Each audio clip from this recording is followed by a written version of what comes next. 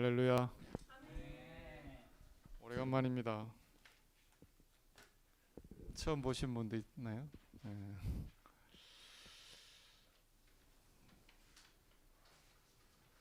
말씀 같이 보고 하도록 하겠습니다.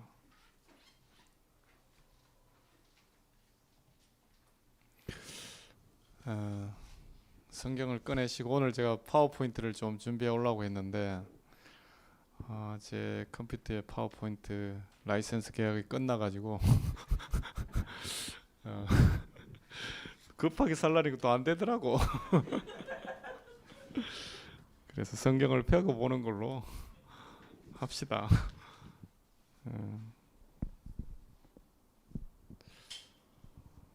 요한복음 4장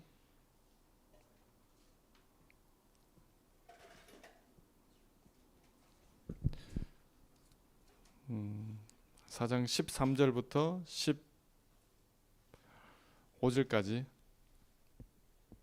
16절까지 되어 있군요. 15절까지 합시다. 16절까지 하니까 이상하게 끊어지네요. 남편이 없다 옳다 이 말 끝나니까 좀 읽기가 그러니까 여기 남편이 없는 사람도 있고 하니까 말씀 13절 물론 전체를 좀 다 읽으면 좋을 텐데 또 그럴 시간이 없으니까 우리가 같이 한번 읽도록 하겠습니다. 13절 14절 여러분 읽고 15절 같이 읽겠습니다.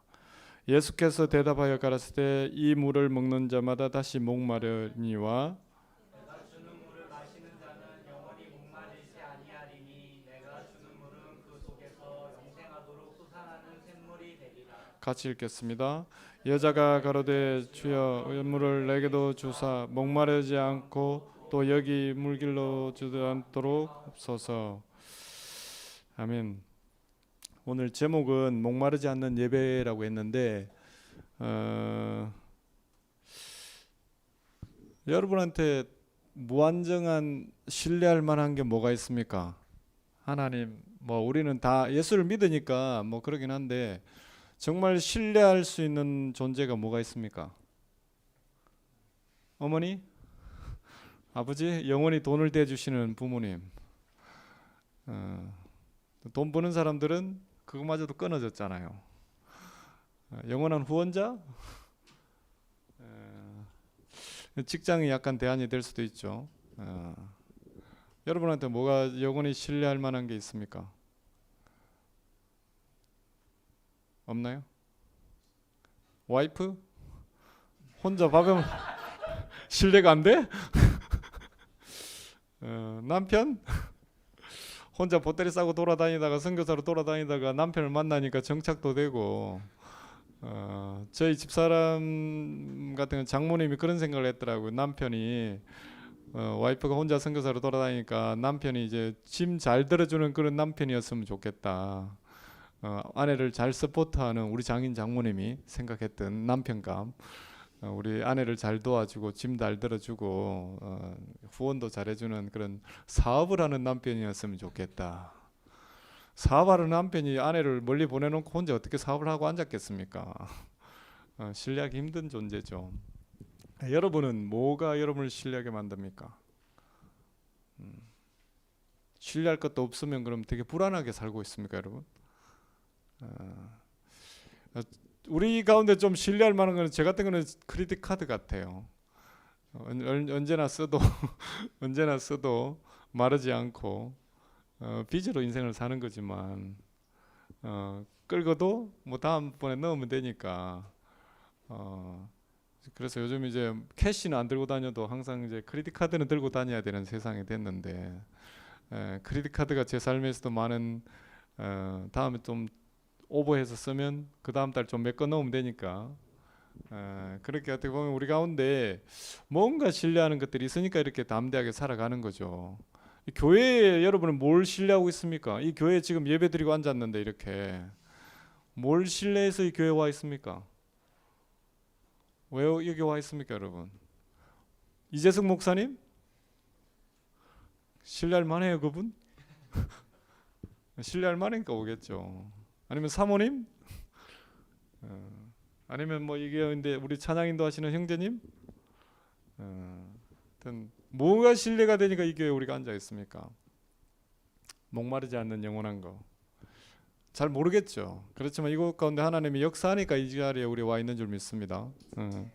목마르지 않는다라는 게 오늘 이제 좀 본문을 좀 보면서 생각해 보고 싶은데, 원래 이제 선교사가 와 이렇게 설교하면 안 돼요. 그냥 그러면 다음에 후원도 끊어지고 그러는데, 어차피 여러분은 저 후원 안 하니까 마음대로 설교해도 되는데, 하여튼 목마르지 않는다라는 예배라고 생각한다면 사실은 이 우리 가운데 한계가, 오늘 본문을 본다면 좀 한계가 없는 것이 목마르지 않는 예배입니다. 보니까 4장 8절에서 9절 보면 오늘 쭉 읽어야 될 내용이지만 8절 9절 보니까 사마리아 여자가 가로되 당신은 유대인으로서 어찌하여 사마리아인 여자 나에게 물을 달라고 하시나이까 하니 이는 유대인이 사마리아인과 상종치 아니함이라. 오늘 본문에 보면 엄청난 제한들이 많아요. 여자라는 제한, 그리고 사마리아인이라는 제한, 또 이방인이라는 제한, 그리고 또 이 땅에 대한 제한, 되게 많은 제한들이에요. 그러니까 예수님을 만나지 못할 제한들이 참 많은 거죠. 여자니까. 당시에 그런 문화가 있어요. 유대인에 보면 길 가다 여자와 절대 대화하지 말 것, 여자와 아이들과 대화하지 말 것. 이게 지금 유대인의 법에 있던 내용들이에요. 길 가다가. 근데 예수님은 의도적으로 이곳에 가시는 거 우리 잘 알고 있잖아요. 그래서 이 3장에 보면 참 제한이 많아요. 이 4장에 보면 여자라는 제한, 더 나아가 사마리아는 제한. 이 사마리아 땅은 어떻게 생겼냐면 북이스라엘이 다 그 아수르한테 포로로 잡혀가고 난데 그 땅에 아무도 없으면 문제가 생기니까 약간 혼혈인 그 사마리안 사람들 확 다 그 이주를 시켜놓은 거예요. 아수르가. 그러다 보니까 이방인보다 더 기분 나쁜 사람들이에요. 유대인들이 봤을 때. 뭐 하나님을 믿긴 하는데 그 사람들은 이제 모세 오경만 믿는 사람들이거든요. 사마리안 사람들은. 그래서 이후에 다윗에 대해서도 인정을 하지 않는 거예요. 모세 오경만 인정하니까. 그래서 아브라함만 기억하고, 그래서 이 사마리아 여자가 이런 말도 하죠. 우리 조상의 야곱의 그 우물이 여기에 있어가지고 우리가 예배 드렸는데 그 이후에 메시아가 오려고 생각하지 않는 거예요. 그 이제 사마리아 사람들은 생각하기로 뭐 어떤 사람이 올 거냐, 모세와 같이 민족을 인도할 사람이 오리라고 믿고 있는 거예요. 이 사람들은. 그래서 그들이 그래서 그림신산이라는 산에서 예배 장소를 따로 만들어 가지고 그곳에서 예배하는 사람들이었어요. 유대인의 입장에 봤을 때는 정말 하나님을 예배하긴 하는데 다윗도 인정하지 않고 자기의 왕들인 다윗도 인정하지도 않고 되게 기분 나쁜 존재들인 거예요. 그러니까 가장 왕따를 시키는 존재, 어떻게 보면 이방인들보다 더 왕따 시키는 존재들이 사마리아 사람들이었어요. 그러니까 그 사람들이 그곳에 가지 않는 거죠. 그래서 사마리아 사람들 하면 정말 싫어하는 사람들, 이단도 아닌 것이 그렇다고 하나님을 인정하는데 되게 기분 나쁜 그런 존재들이 이제 사마리아 사람들이었죠. 더 많은 차별 대우를 받던, 그런데 그 사람들이 하나님을 예배한단 말이야. 더 기분 나쁜 사람들이죠. 제가 원주민 사역을 하는데 원주민들을 가만히 보면 좀 그런 경우가 있어요. 예전에 삼성교회 이제 청년부 수련을 제가 설교하러 갔을 때, 그때 한번 원주민 우리 그 사역자 한 분을 모시고 여러분 그 수련회 갔던 적이 있는데, 저도 그게 처음 가는 거고 저희 아내도 저도 처음 가고, 그분도 원주민도 우리가 데려가던 그분도 처음 온 분인데, 그 식당에 일하던 백인 아주머니가 우리한테 와가지고 이런 물어봤어요.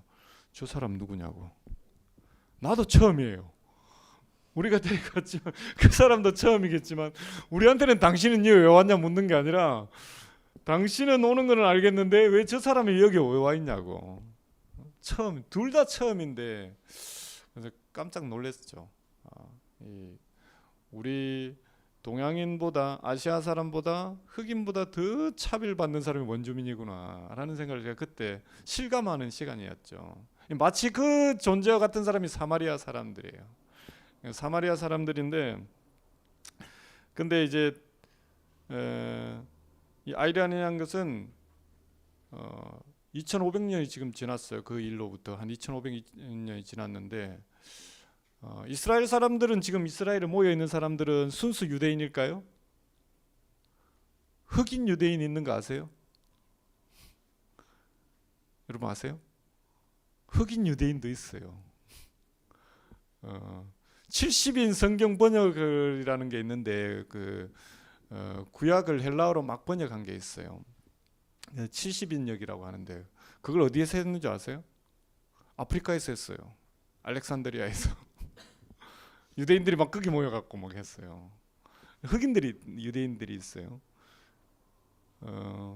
유대인들이 원래 백인일까요? 미국에 와도 유대인 모임이 있어요. 밴쿠버에도 유대인 모임이 있는 거 아세요? 한국에도 유대인 모임들이 있어요. 몇 명. 아시아인들도 유대인이 있고 유럽에 가 유대인이 있고 흑인도 있고 막 유대인은 어떻게 보면 지금 모여 있는 유대인들은 다 짬뽕이에요.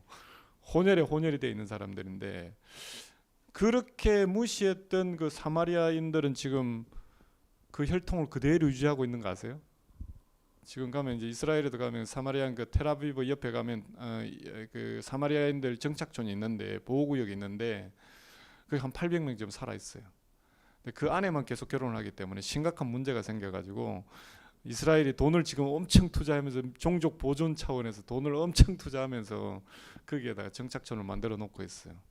그렇게 지금 그럼에도 불구하고 사마리아인이라고 무시하고 있어요. 자기들 이미 다 혼혈이 돼가지고 흑인도 있고 막 백인도 있고 황인도 있는 판에 그런 데가 지금 이스라엘이죠. 한계를 그렇게 뒀던 사람들, 들어오면 안 되는 사람들. 그런데 그곳을 지나가시는 게 우리 예수님이죠. 우리가 흔히 잘 알고 있듯이. 근데 유대인들한테는 계속 그런 그 한계를 두는 게 많아요. 제자들도 마찬가지죠. 마태복음 19장에 보면 아이들이 막 예수님한테 오는 거예요. 그러니까 제자들이 뭐라 했을까요? 예수님이 오지 말라고 하진 않았어요. 제자들이 막 아이들을 꾸짖으면서 어떻게 지금 예수님이 힘들어 죽겠는데 이 아이들이 너희들이 오냐고, 오지 말라고, 조용히 하라고 막 혼내고 막 이러는 거예요. 가까이 오지 말라고. 예수님의 마음, 그 제자들의 마음도 이해해요. 제가 이제 수련회 같은데 어디 가거나 사역 가다 보면 막 저를 위해서 막 그 음료수도 준비해 주시고 특별히 얘기는 잘 안 해줘. 하여튼 뭐 음료수도 준비해 주고 뭐 혼자만의 시간을 갖도록 해주고 고생하니까 막 설교하고 힘드니까 막 그렇게 해줘요. 그 마음 충분히 이해해요. 그런데 우리가 그걸 우리 사람은 그럴 수 있는데 우리가 예수님은 그렇게 해드리면 한 부분만 이해하는 것 같아요. 인간으로 오신 예수님만 이해하는데 하나님이신 뭐 이 울트라 파워가 있다는 그런 의미가 아니라 예수님이 이 땅에 오신 목적이 한 영혼이라도 더 구하시게 오셨던 것. 모든 민족과 족속과 백성 가운데 한계 없이 들어가고 싶어 하는 그 예수님의 그 목적에 대해서는 이해하지 못하는 거예요. 아이들은 오지 마. 세금 걷는 사람 오지 마. 죄인들은 오지 마. 한계를 자꾸 두는 거. 목마르지 않는 예배라는 것은 한계가 없는 예배를 얘기하는. 예수님이 지금 가서 여기서 예배를 드린다라는 것은 유대인들에게 목마름이 없는, 유대인들에게만 포함된 게 아니라 여자라고 못 들어오는 그 모든 한계를 끊어내시는 것이 예수님의 목적이셨어요. 오늘 우리 교회에도 보면 좀 한계들이 많죠. 저 사람 우리 교회 격에 맞을까? 우리한테 맞을까? 오늘 우리 형제님이 얘기하셨는데 아까 이제 보면 결국 이 요한복음 7장에 보면 예수님 본인이 생수의 근원이라고 말씀하신, 누구든지 목마르면 다 오라고 그랬는데 아이 빼고 여자 빼고 이방인 빼고 사마리아 사람 빼고 그렇게 하지 않았어요. 누구든지 오라고 되어 있는 것이죠. 어떤 형식의 문제가 아니고 예배에 우리가 모범을 막 만들어가면서 한계를 짓는 것이죠. 우리의 방법이 가장 옳은 예배인가? 우리의 모범 안에 하나님이 존재하는 게 아니고 예배 안에 하나님이 존재하는 거죠.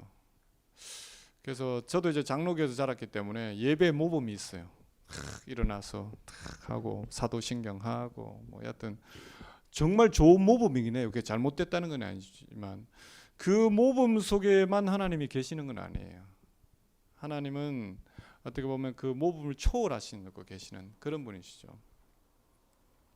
그 안에 자유함이 있는 것이죠. 오늘 우리 천영 형제님 정말 찬양 잘하는, 제가 올 때마다 은혜를 받는데 천국 가면 이 찬양 하고 있을까요 우리? 저는 예전에 이런 뭐랄까 오해가 있었어요. 천국에 가면 정말 하나님이 임재하는 예배는 호산나 인티그리티에서 나오는 그런 찬양만, 힐송에서 나오는 찬양만 가지고 하나님 역사하는 줄 알았어요. 그리고 한국에 있는 찬양들이 별로 없으니까 늘 그걸 번역해 와가지고 그거 부르고 막 왜 우리 찬양이 이렇게 수준이 떨어지는가. 그러다가 사고를 치신 분이 고형은 씨라고, 하여튼 그분이 이제 뭐 부흥 찬양 만들어내고 막 난리가 났지만 잘 한번 생각해 봐야 돼요. 우리의 찬양만 하나님이 받으시는가, 이 모습으로 한번 이제 이거 동시대적인 건데, 이거는 이제 뭐 호주라든지 미국이라든지 찬양이 많이 나오니까 이걸 이제 공시적이라고 통시적으로 한번 보면, 갈렙 선배님이 이 찬양을 지금 천국에서 보고 있다면 어떤 느낌 들까? 요즘 애들 기타라는 게 개발이 됐나 봐. 제 애들 찬양하고 있어요 막 이러면서. 갈렙 선배님 같은 경우 천국 가면 우리 볼 사람들이에요. 그분들이 이 찬양에 익숙하실까? 아니면 지금 로마 시대 교황은 잘 모르겠습니다만, 여하튼 그 당시에 핍박받던 가타콤의 성도들도 같이 찬양할 거예요 우리가. 이 찬양을 하고 있을까? 아니면 또 한 100년 뒤에 메타버스에서 살던 아이들이 이제 찬양을 하고 있을 거라고. 우리하고 어울릴까 이게? 우리는 그걸 인정할 수 있을까? 형식이 문제라는 게 아니라 우리가 이 형식에만 하나님이 역사하겠다라는 그런 오해를 벗어버려야 돼. 천국 가면 다 같이 힐송 찬양하고 앉았을까? 2000년 전에 찬양이 이랬을까? 2000년 전에 예배가 이랬을까? 한번 고민해 봐야 될 것 같아요.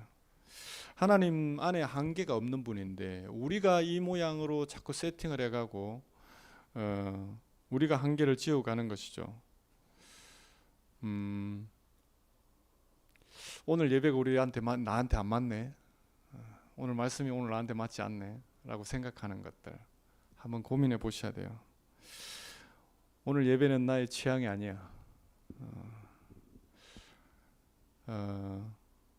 잘 생각해 볼 것은 우리의 물론 취향도 있죠. 예배에 대한 어떤 뭐 격정적인 예배를 좋아하고, 아프리카 친구들은 또 만나 보니까 막 이 카리스마틱 은사 막 나타나는 그런 예배를 좋아하고, 고신적 사람들은 탁 앉아서 묵도하셔야 되고 조용해야 되고 경건해야 되는데, 취향에 만들 수는 있는데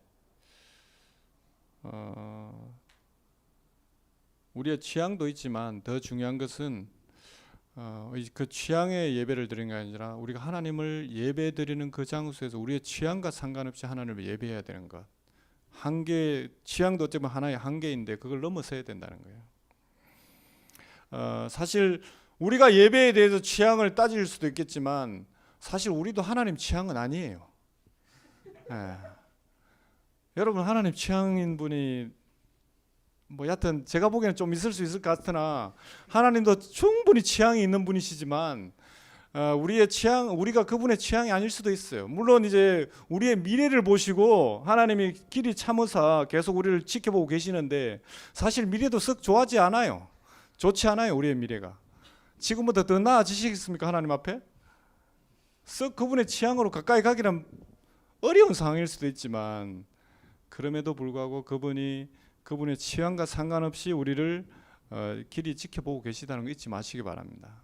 그래서 이 예배라는 것은 우리가 취향이 아니라 하나님 앞에 나아가는 것. 우리의 잠재력마저도 실망 수준이지만 그럼에도 불구하고 하나님 앞에 나아가는 그것이 예배라는 것. 우리의 취향을 따지는 것이 아닙니다.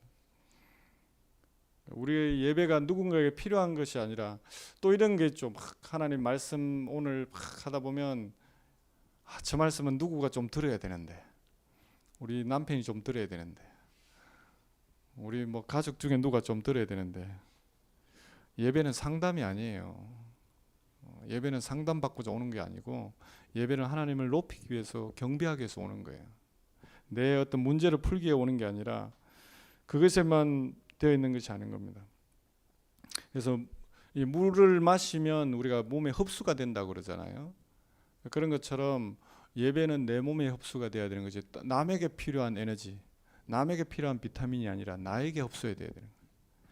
그래서 예배 안에 한계가 없어야 되는 것입니다. 나에게 지금 이 예배가 제한 없이 받아들여지는 것, 제한 없이 들어오는 것, 그것이 목마르지 않는 방법이에요. 그래서 전하는 목사나 말씀을 전하는 목사나 찬양하고 예배를 인도하는 사람들이나 정말 하나님 앞에 센시티브해야 돼. 하나님 앞에 또 성도들한테도 성도들의 감정과 성도들의 어떤 상태도 센시티브 해야 되겠죠. 그래서 예배 인도자나 말씀을 전하는 안테나가 두 개가 있어야 된다고 표현을 해요. 하나님과의 안테나와 성도들 간의 안테나. 그래서 막 하나님 말씀이 이렇다고 막 선포하면 성도들은 아무런 흡수가 안 되는 그런 상태가 될 수도 있어요. 두 가지 다 하나님의 주신 안테나가 있어야 되는데 그래서 민감해야 된다는 것이죠.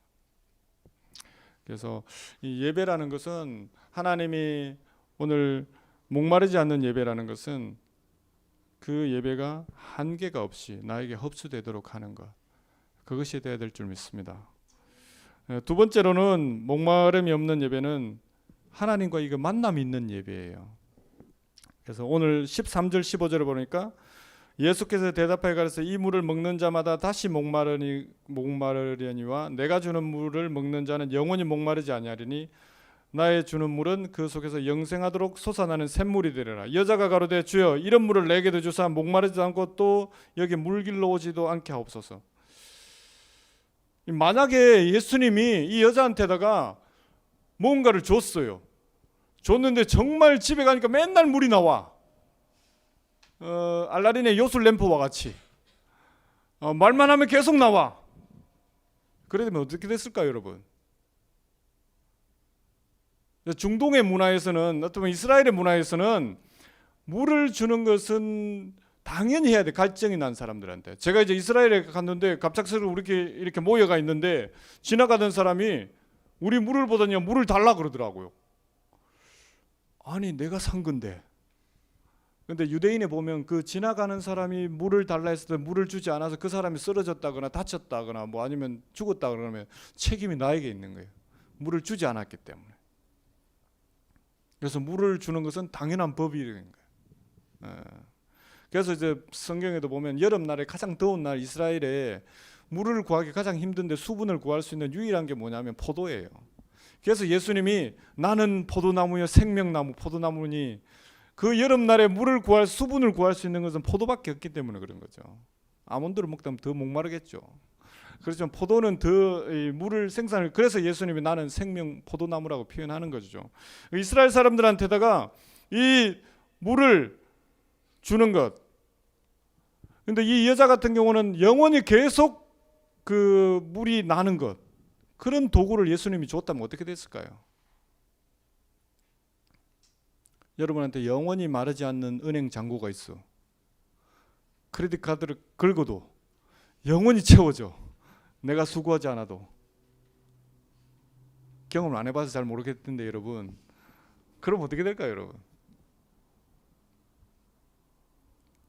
사람이 생존을 하기 위해서 돈이 정말 필요할 때 그럴 때는 정말 기도도 많이 해요. 영주권이 필요해가지고 죽도록 기도를 하는데 영주권을 받고 나면 그때부터 기도를 안 해.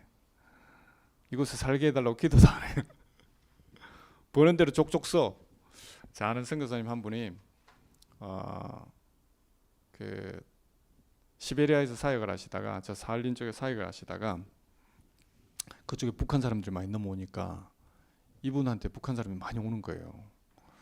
그랬더니만 한국 국정원에서 안기부에서 연락이 와가지고 선교사님 저희가 무한정 지원할 테니까 그 북한 사람들 만나면 정보를 좀 달라고. 그래가지고 안기부에서 그래서 처음에 이제 국가를 돕는다는 마음으로 막 이렇게 도와줬어요. 그랬는데 이제 자기가 한국에 들어올 때마다 다 아는 거예요, 안기부가. 그래가지고 이제 딱 공항에 내렸는데 보니까 안기부 직원이 딱 2명 가지고 목사님 이 차키와 이 호텔은 목사님 마음껏 쓰시기 바랍니다. 그러니까 뭐 필요한 돈은 다 결제하시면 됩니다. 그래가지고 올 때마다 너무 좋은 대우를 받는 거예요. 하여튼 그러다 보니까 선교사님이 그런 얘기를 하더라고. 올 때마다 막 안기부 직원이 나와가지고 공항에 딱 와가지고 막 차와 막 돈 카드와 막 팍팍 주니까 처음에 너무 하나님 역사한 줄 알고 기분이 좋더래. 근데 그분이 저한테 그러다가 이 목사 그러다 보니까 마르지 않는 그 카드가 있고 올 때마다 모든 게 제공이 되다 보니까 서서히 나한테 일탈하는 마음이 생기더라. 이러면서 이제 이 마음껏 돈을 써도 마음껏 차를 사용해도 마음껏 잠을 자도 마르지 않는 셈이 오니까 서서히 내 가운데 죄를 짓고 싶은 마음이 생기더라. 저는 경험을 안 해봐가 잘 모르겠는데 그래서 나한테도 안기부가 오지 않나. 캐나다에는 안기부가 올 일이 없더라고. 우리가 잘 알잖아요. 뭐 얘기를 하지 않아도 로또 복권을 당첨된 사람들 제대로 사는 사람 아무도 없잖아요. 그러니까 우리 가운데 그것이 마르지 않는 그 샘물과 같은 게 생기면 하나님을 더 예배할 것 같지만 그때부터 우리 가운데 하나님을 향한 그 갈증들이 사라져 버리면 그때부터 우리가 죄 가운데 빠질 수밖에 없는 인간의 본성이 있는 것 같아요. 지금 이 여자의 관심은 현실적인 물들어 나오는 것, 그것에 계속 초점을 맞추고 있지만 예수님의 초점은 뭐냐면 너 나 만나라는 거예요. 영원히 목마르지 않는 것은 뭐냐면 하나님을 만나는 그것이었어요. 마치 이 예배 하나님을 예수님을 만나는 것이 소원 성취의 도구가 되지 못하도록 하는 그것이 예수님의 마음이었던 것이죠. 그러니까 제가 아는 친구 중에 중학교 때 친구가 있는데 맨날 수업 시간 전마다 기도하는 친구였어요. 정말 대단했어요. 그래가지고 기도하고 시험 칠 때는 또 막 미리 기도하고 막 이러는 친구예요. 중학교 때 친구인데 그 친구 이제 우리 교회에 한번 데리고 왔죠. 전도하려고. 우리 교회도 와서 정말 저보다 열심히 기도하고 새벽 뭐 예배 기도도 드리고 막 그러더라고요. 근데 그때 어떤 중간고사 칠 때였는다. 여하튼 그럴 때 이제 자기 그 시험 칠 때 자기 아버지가 자기를 위해 기도하고 있다고 그러더라고요. 그래서 진짜 대단한 아버지가 목사님인 줄 알았는데 그 집에 한번 방문했는데 스님이시더라고. 깜짝 놀랐어요. 그 친구는 저보다 새벽 예배를 더 많이 해요. 새벽 불공을 많이 드려요. 저는 시험 칠 때 앞에 시험 과목마다 뭐 시험 칠 때 그 기도 안 하거든요. 그냥 하루 퉁치고 그냥 말거든요. 근데 그 친구는 그 모든 과목마다 기도를 하고 또 자기가 시험 칠 때 부모님이 기도하고 있고 그랬어요. 근데 그 기도와 제가 하는 기도의 차이가 뭘까요?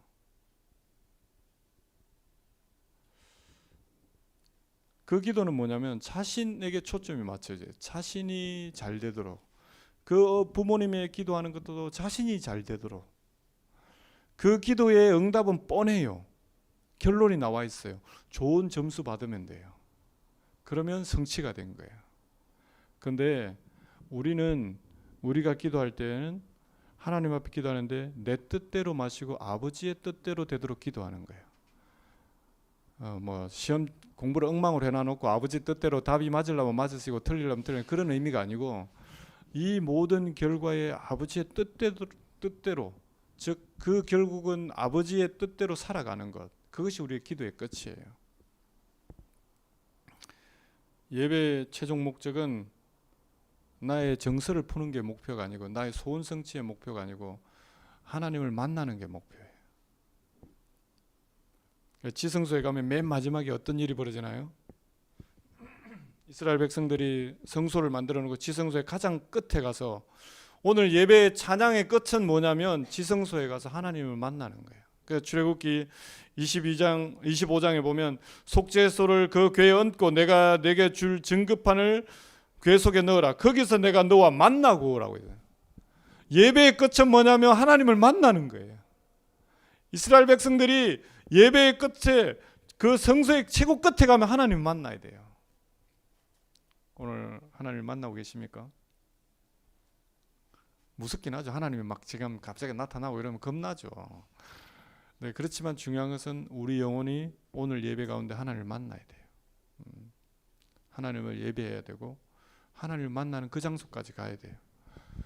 그래서 예배는 우리 감정을 풀러 오는 것이 아니고 우리의 어떤 상담받으러 오는 것이 아니고 우리의 어떤 뭐 심적 갈등을 뭐 해소받는 그런 것이 아니라 하나님을 만나는 그곳인 것이죠. 예배를 드리는 것보다 요즘은 보니까 코로나 시대 이후로 예배를 드린다는 것보다 예배를 본다는 말이 맞는 것 같아요. 오늘도 지금 혹시 보고 있는 사람 있나 예배를? 아무도 없어요? 한 명 있어요? 예배 보지 마시고 예배 드리시기 바랍니다. 뭐 여하튼 책 중에는 예배는 쇼가 아닙니다 이런 책도 있어요. 그러니까 예배를 보는 시대로 바뀌어 가는 것 같아요.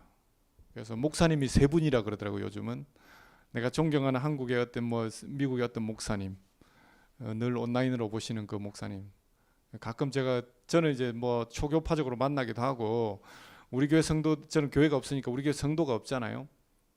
어떤 청년들 만나면 은혜 받았다고 어떤 목사님 뭐 이번에 뭐 미국의 어떤 목사님이 은혜를 주셨다고 나는 그 교회 다니는 줄 알았더니 그 교회 안 다녀. 그런 목사님은 뭐 한국의 뭐 이찬수 목사님, 뭐 오정현 목사님, 뭐 어떤 목사님 막 얘기해요. 나 그 교회 성도인 줄 알았더니 한 번도 안 다녔던 사람이야. 온라인으로 그냥 듣는 목사님. 그 다음에 또 이제 한 목사님은 나 어릴 때부터 나를 케어해 주셨던 목사님. 가끔 뭐 신앙 상담하면 전화하고 막 목사님 저 이래요 저래요 얘기하고. 그 다음에 세 번째로는 가장 꼴찌 이재성 목사님. 우리 교회 목사님.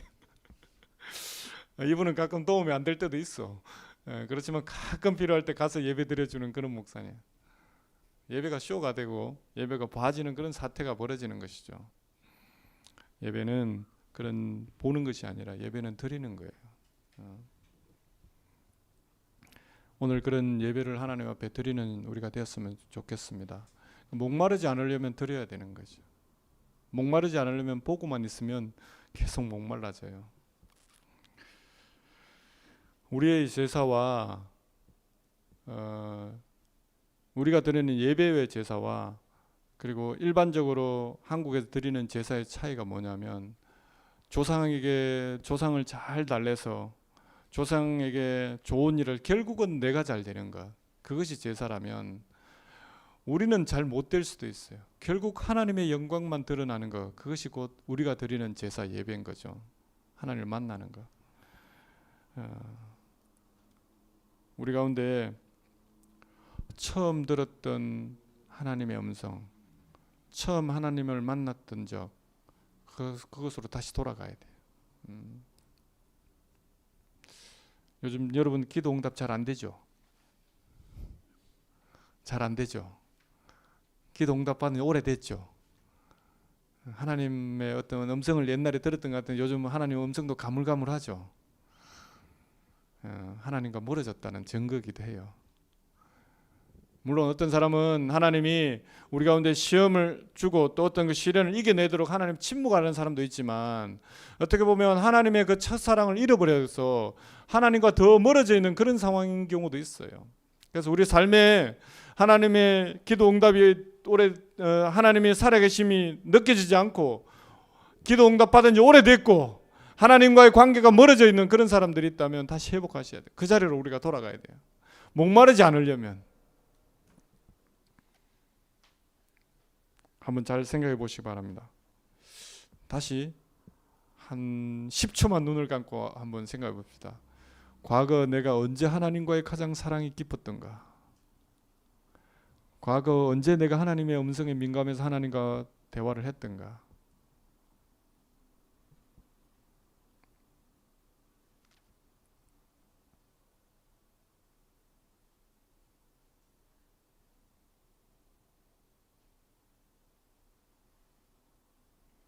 그때 여러분이 가장 힘들었을 때도 있어요. 그래서 예레미야 2장 2절에 보니까 여호와께서 이같이 말씀하시기를 내 소년의 때 어릴 때에 우위와 사랑과 내 결혼 때 사랑과 씨 뿌리지 못하는 땅 광야에서 어떻게 나를 쫓았음을 내가 너를 위하여 기억한다고 말하고 있어요. 가장 힘들 때 어떻게 보면 하나님의 음성이 들렸고 하나님의 친밀했던 그때가 여러분 인생에 가장 힘들었을 때도 있어요. 그때 너 하나님 나를 어떻게 따라 너 기억하고 있다고, 나 너 기억한다고, 너 그때 나를 따라왔던 것, 씨를 뿌려봐도 자라지 않을 그런 광야의 땅, 그리고 또 씨가 뿌려졌지만 자라나지도 않을 그런 광야의 때, 어떻게 보면 미래도 보장되지 않는 그때 너 나 따랐다고, 나 너 기억한다고, 그거 그 사랑 나 기억하고 있다고 우리 주님 말씀하시는 거예요. 오늘 예배 때 그 하나님을 만나셔야 돼요. 그것이 목마르지 않는 방법인 줄 믿습니다. 마지막으로 목마르지 않는 예배는 흘러나가는 예배인데요. 예배 가운데 흘러나가야 되는데 이 본문이 주는 요한복음 전체에서 위치에 대해서 좀 나누고 싶은데, 요한복음 1장부터 7장까지는 물과 관련된 얘기를 계속하고 있어요, 요한이. 그래서 1장에는 보면 세례요한이 물로 세례를 주고, 2장에는 보니까 예수님의 첫 이적인 물로 포도주를 만드는 일들이 벌어지죠. 3장에는 보니까 니고데모라는 사람이 와가지고 어떻게 하면 사람이 거듭나겠냐고, 영생을 얻겠냐고, 거듭나야 된다니까 물과 성령으로 거듭나야 돼. 그 물에 대해서 얘기를 하고, 4장에는 보니까 오늘 본문에 이 여성에 대해서 물 달라 하는 그런 일들이 벌어지고 이방인 지역에 가서, 5장에 가면 베데스다 연못에서 38년 동안이나 사람이 낫고 싶은데 못 낳았던 그 천사가 한 번씩 왔다 갔다 하면 그 물이 막 흔들거리면 그 들어가면 낫는다는 그런 어떤 전설이 있어요. 38년 동안은 보니까 아무도 안 나왔던 것 같아요. 어떤 전설로만 남아있는 그 베데스다 연못이 있고, 6장에는 보니까 갈릴리 호수에 사람이 빠져 죽게 되었는데 예수님이 그 물을 잠잠케 하시는 그런 일이 벌어져요. 근데 7장에 가면 그 결론으로 가는데, 그게 뭐냐면 예수님이 오늘 아까 얘기했던 그 내용 중에 한 말씀이에요. 누구든지 내게로 오라. 누구든지 목마르거든 나에게 오라. 내가 물이라고 얘기하는 거죠. 예수님이 물이라고. 7장에도 이제 초막절의 일 사건인데, 이스라엘 백성들이 초막절이라고 하면 과거 광야에서 한 40년 동안 힘들게 살았잖아요. 광야에 텐트 치고 막 그렇게 살았는데, 그때 초막절 날 그걸 기념해서 이스라엘 백성 지금도 초막절 행사를 하거든. 아파트 살아도 그 아파트 베란다에다가 막 종려나무 가지를 꽂아 놓는 그런 행사를 하는 게 지금 이스라엘 사람들이에요. 그래서 하는 게 뭐냐면 한 7일 정도 광야에 있는 걸 기념해서 텐트 치기도 하고 이랬던 사람이 매일 그 실로암 연못에 물을 길러다가 성전에다 갖다 붓는 거예요. 이 물이, 이 생명의 물이 우리를 이스라엘 광야에서 우리 살려냈다라고 생각해서 그 물을 갖다 놓는 거거든요. 그래서 예수님이 내가 생수라고 이렇게 얘기해 버리니까 돌맞을 짓을 하셨죠. 죽을 짓을 하셨는데, 그렇지만 중요한 핵심은 뭐냐면 이 7장의 결론은 뭐냐면 1장의 물, 2장의 물, 3장의 물, 4장의 물, 5장의 물, 이 모든 물의 끝은 예수 그리스도라는 거예요. 그런데 각 장마다 차이는 나요. 1장에는 세례 요한이 물로 바뀌면 죄가 해결되는 방법, 2장에서는 가나의 포도주 기적이 일어나는 것, 3장에서는 거듭남에 대한 것, 4장에서는 좀 차이가 나는 이거는 뭐냐면 이 물이 이방으로 흘러가야 되는 것에 대해서 얘기하고 있어요. 5장에서는 치유가 되는데 그 물이 치유하는 것이 아니라 예수님이 치유한다는 38년 된 병자를. 그렇게 6장에서는 이 물을 다스리시는 예수 그리스도. 7장에서는 이제 이 물이 나다. 근데 이 4장은 그 중에서도 이방으로 흘러가야 되는 물에 대해서 얘기하고 있어요. 예수님이 직접 이 물을 모아서 물이 예루살렘에서 결국 사마리아와 그 지역을 흘러가시는 것이죠. 얼마나 이스라엘 백성들이, 유대인들이나 제자들이 사마리아 땅을 가기 싫어서 했을까? 마태복음 28장에 보니까 예루살렘과 온 유대와 사마리아를 콕 찍어가지고 사마리아와 땅끝까지, 사마리아 안 들어가도 되거든. 어차피 그 비슷한 지역인데 하도 안 가니까 예수님이 온 예루살렘과 온 유다와 사마리아와 그 다음에 뭐 바벨론 이런 거 얘기하지도 않으시고 페르시아 이런 얘기 안 하시고 땅 끝까지 이렇게 가신 거죠. 이방으로 흘러가야 되는 거예요. 이게 요한복음 4장은 어떻게 보면 유대인들의 세계관을 바꾼 일이죠. 자기들은 늘 그곳에 있어야 되고 이 유대 지역에만 있어야 되고 아니면 예루살렘 중심으로 있어야 되는, 그래서 그곳에서 메시아가 와서 자기들만 딱 구원할 거라고 생각했는데 예수님은 그걸 세계관을 바꾸신 것이죠. 지경을 넘으시고 문화를 넘으시고 성별을 넘으시고, 그것이 예수님이셨어요. 우리 예배에도 얼마만큼 다른 사람이 올 수 있는 여지가 있습니까? 물론 지금 아무리 전도해도 안 오니까 지금 이렇게 있지만 얼마만큼 우리 가운데 넌 크리스찬이 들어올 수 있는 여지가 있습니까? 우리 기독교인들이 쓰는 용어들이 정말 힘든 용어인지 아세요? 하나님의 임재를 경험하셨습니까? 이런 말들이 예수 안 믿는 사람들 얼마나 힘든 말인지 모르시죠? 여러분 막 일어나가 찬양하라는 거 하지 말라는 뜻이 아니에요. 일어나서 찬양합시다 하면 얼마나 힘든 건지 모르시죠? 여러분을 갖다가 한 명을 갖다가 우리 형제님을 저 불교 법당에 갖다가 세워놔놓고 체험 왔다고 세워가지고 막 불경을 들이시면 불경송을 부르면서 환영을 하면 감당하시겠어요?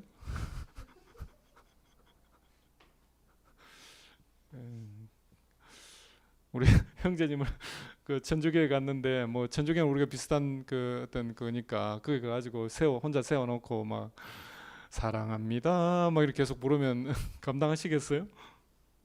아니면 자매들 사이에 갖다 놔도 힘들 판에 우리가 갖고 있는 이 문화적 한계들이 많이 있어요. 그리고 또 뿐만 아니라 이것이 우리가 흘러나가야 되는데 사실 흘러나가지 않는 부분들이 많죠. 그래서 이 복음을 전하는데 실패하는 이유가 뭐냐면 어떤 분이 이렇게 생각하더라고요. 복음을 전하는데 실패하는 이유는 사랑의 실패가 있기 때문에 그렇다. 그러니까 우리가 사랑하지 않기 때문에 그 사람을 끝까지 사랑하는 게 실패하기 때문에 복음 전달이 안 된다는 그런 물론 이제 다른 방법으로 하나님이 하시겠지만 내가 하는 복음 전도가 잘 안 되는 이유는 내가 사랑에 실패하기 때문에 그렇다고 얘기하고 있어요. 복음은 존귀한 것이나 복음 전도자가 존귀한 것은 아니죠. 복음은 존귀한 것이나 복음 전도 행위가 존귀한 것은 아니죠. 그렇지만 우리가 얼마나 나이스하게 복음을 전하려는지, 얼마나 나이스하게 복음을 전달하려고 하는지, 저 사람은 오면 안 돼. 그리고 또 우리는 약하니까 또 전도하기 힘들어. 우리가 약하니까 선교하기 힘들어. 근데 잘 생각해 보시면 지금이 최고 좋아요. 돈 적게 벌 때 11조 내기 쉽지 돈 많이 벌면 11조 하기 힘들어요. 저도 옛날에는 막 부모님을 위해서 헌금 10% 떼놔놓고 수입에 하여튼 이제 뭐 구제헌금 10% 막 긍휼헌금 10% 그래가지고 또 뭐 11조는 따로 10% 한 40%를 제 삶에 뗐어요. 지금 40% 떼라면 힘들 것 같아요. 지금 10% 떼기도 힘들어요. 지금 적게 수입이 생길 때 후원을 많이 하시는 거 쉬운 일이에요. 지금 하시기 바랍니다. 그러니까 우리 교회가 지금 작다고 해서 우리가 한계를 자꾸 두고 흘러내 보내지 않으면 나중에 크게 됐을 때는 더 흘러보내지 않아요. 제가 옛날에 큰 교회 사역했어요. 그 교회는 한 성도가 10,000명이었어요. 선교사 1명이었어요. 정말 안타까워요. 그 안에 프로그램이 너무 많았어요. 성도들을 위한 프로그램은 엄청 있었어요. 성도들이 싸웠어요. 서로 그 높은 자리에 가기 위해서. 흘러나가지 않으면 결국 싸움이 일어나는 거예요. 지금 그 교회 성도 300명 정도밖에 안 남아있어요. 그것도 이름도 막 바꾸고. 우리가 흘러나가지 않을 때 결국은 그 안에서 남는 것이 아니라 오히려 그것이 힘든 상황으로 바뀌어요. 에스겔 47장에 보니까 그 성전 문지방에 흘러나는 물이 결국 흘러서 가서 강을 이루고 강 주변에 나무들이 자라나고 그리고 또 뿐만 아니라 그 땅들을 다 나눠주는데 그 땅들도 우리도 누리지만 외인들을 위한 땅까지도 만들어 놓으라고 돼 있어요. 하나님이 하나님을 잘 모르는 이방인들까지도 너희들과 그 여유가 있다면 만들어 놓으라는 거예요. 그 여유 속에는 그 너희 땅 속에는 그 이방인 땅까지도 만들어 놓으라고 그래요. 우리의 예배가 흘러나가야 되는, 목마르지 않으려면 이 예배가 흘러나가야 돼요. 예배를 통해서 하나님의 사랑이 흘러나가야 되는 거죠. 그 오소유스에 가면 스파티드 레이크 혹시 아세요? 그 점박이 호수라고 아세요? 오소유스에 가면 그런 데가 있어요. 소금 호수인데 막 점처럼 동그랗게 막 생겨 있어가지고 한번 가보시기 바랍니다. 점박이 호수예요. 이때까지 우리의 이론들은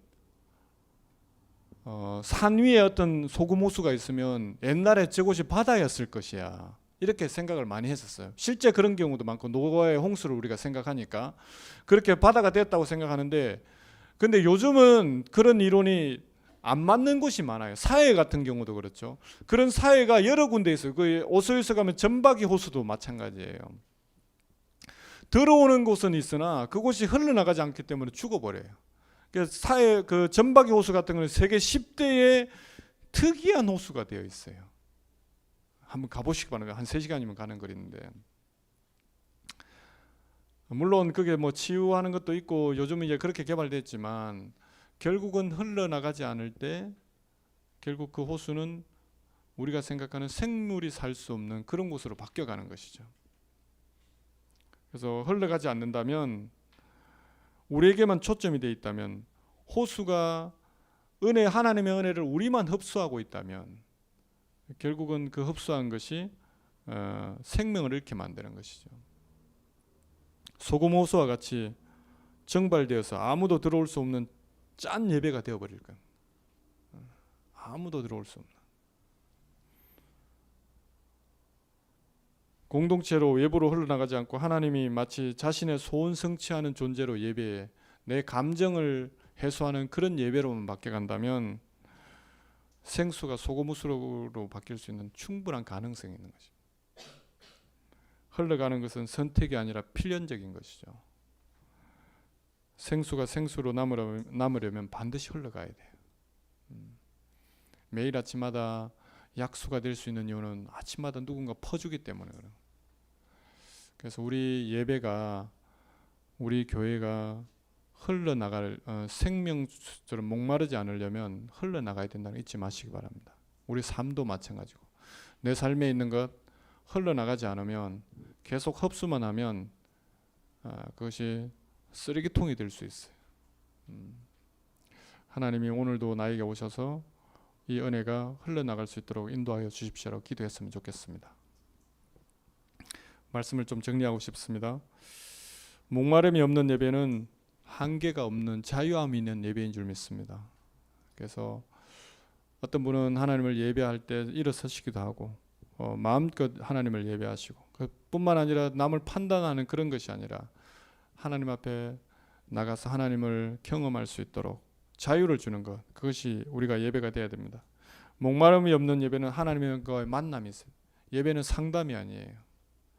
예배는 우리의 어떤 소원 성취가 아니에요. 예배는 하나님을 예배하는 거예요. 하나님을 드리는 거예요. 예배는 보는 것이 아니라 드리는 것이죠. 목마름이 없는 예배는 하나님의 은혜가 나에게만 흡수되어 있는 것이 아니라 흘러나가야지만이 반드시 생수처럼 살아있는 겁니다. 그런 우리 예배가 됐으면 좋겠고 하나님의 임재가 있었으면 좋겠습니다. 우리 시간 좀